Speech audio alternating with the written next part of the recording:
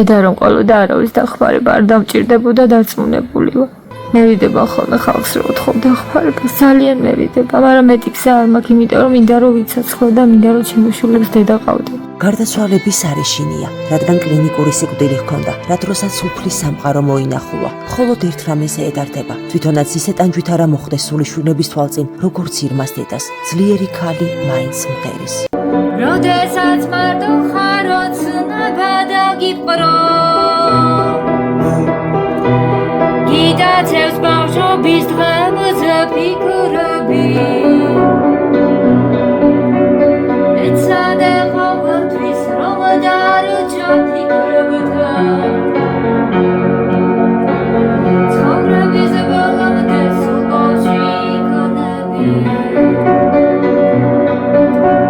იმდენად ემოციური იყო ჩემთვის დედის გარდაცვალება, რომ ავარიაში მოვყევი. მის მერე ძალიან რთულად მქონდა ყველაფერი და ნენოლა წამივიდა ძვლებზე.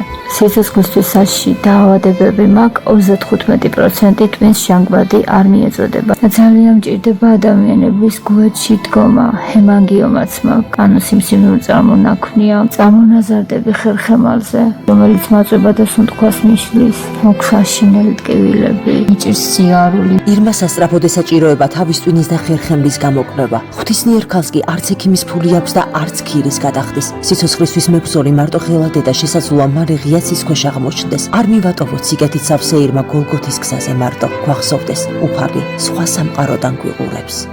გადარიცხეთ ნებისმიერი თანხა ჩერნოვეცკის ფონდის ოფიციალური საიტის მეშვეობით.